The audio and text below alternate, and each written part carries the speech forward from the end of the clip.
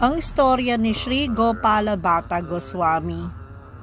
Si Sri Gopala Bhatta Goswami ay anak ni Venkata Bhatta, isang Sri Vaishnava Brahmana, ay isinilang sa Sri Rangam sa Timog, India. Minsan nanatili si Panginoong Chaitanya ng 4 na buwan sa kanilang tahanan, at sa panahong iyon ay nahikayat ang kanyang pamilya sa Gaudiya Vaishnavism.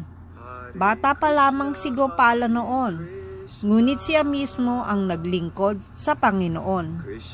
Minahal siya ni Sri Chaitanya at binigyan ng mga natirang pagkain mula sa kanyang hapag at mga pagpapala upang siya'y maging isang acharya o guro ng espiritualidad. Habang nananatili roon ng 4 na buwan, naging malapit na kaibigan ni Panginoong Chaitanya si Venkata Bhatta. Isinalarawan ito ni Krishna Das Kaviraj bilang Sankhya Rasa o damdamin ng pagkakaibigang espiritual. Malaya silang nag-uusap at madalas magbiruan at magtawanan. Isang araw, sa masayang pagkakataon, tinanong ni Panginoong Chaitanya si Venkata, "Bakit iniiwan ng iyong sinasambang Diyosa ng kayamanan, si Sri Lakshmi Devi, ang kasiyahan ng Vaikunta at ang paglilingkod sa kanyang Panginoong Sinarayan? Bakit siya pumupunta sa Brindaban at nagsasagawa ng matinding pag-aayuno at penitensya upang makapiling ang aking Panginoong Gopala, ang pastol na batang si Krishna mula sa Braja? Hindi ko nauunawaan ang mga hiwagang ito. Ngunit ikaw na mismong kataas-taasang persona ng Diyos ay tiyak na makapagbibigay liwanag sa akin." Ang sagot ni Venkata.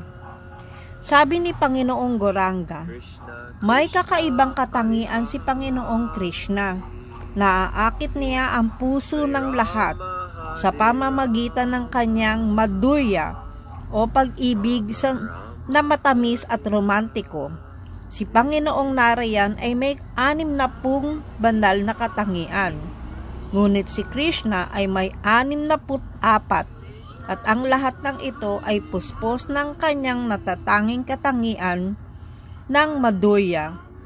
Ang kataas-taasang Diyos, si Sri Krishna, ang umaakit sa isipan ni Lakshmi Devi, ngunit si Panginoong Narayan ay kailanmay hindi makaakit sa puso ng mga gopi ng Braja. Sa isang yugto ng Braja Lila, nag-anyong Panginoong Narayan si Krishna at nagpakita sa mga gopi na naghahanap sa kanya.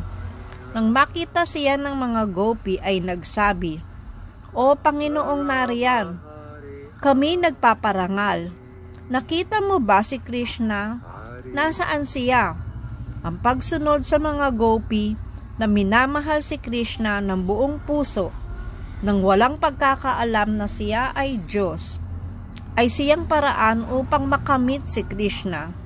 Inaalay ng mga srutis o mga banal na kasulatan ang kanilang sarili kay Krishna sa pamamagitan ng Gopi Baba o damdamin ng isang gopi sa pagsunod sa kanyang yapak. Nakatanggap sila ng katawan ng gopi upang makasama si Krishna sa sayaw na Rasa Lila.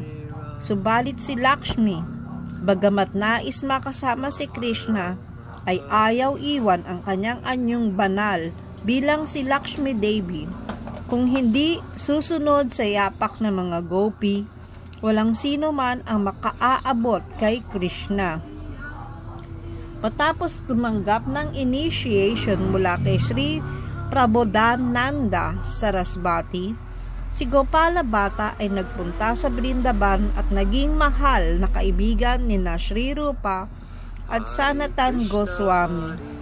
Gumawa siya ng bhajan o espiritual na pagninilay at pagsamba sa Brindaban sa loob ng 45 taon. Karamihan ay sa Radha Kunda. Sa isang pilgrimage, o banal na paglalakbay, nakatanggap siya ng 12 shalagram shilas. Di naglaon ang Damodar Shila ay mismong nagpakita bilang ang magandang deity na si Radha Ramana. Mula noong 1542, si Radha Ramanaji ay sinasamba ng may dalisay na debosyon. Ayon sa tiyak na mga ritual na batay sa Shastra o banal na kasulatan. Inutusan ni Panginoong Chaitanya si Gopala Bhatta na sumulat ng isang aklat upang pigilan ang pagkalat ng huwad na rasas o mapagkunwaring emosyonal na pagmamahal at kapabayaan sa pagsunod sa alintuntunin ng debosyon.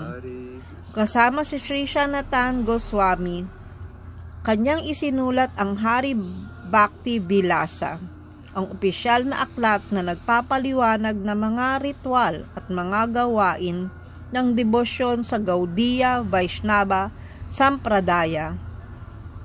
Sumulat din siya ng Satkriya Dipika at ng balangkas para sa Sandarbhas ni Sri Jiva Goswami. Magpakailanman ay naglilingkod siya kay Srimati Radharani bilang isa sa kanyang Asta Manjaris o 8 tapat na babaeng tagapaglingkod.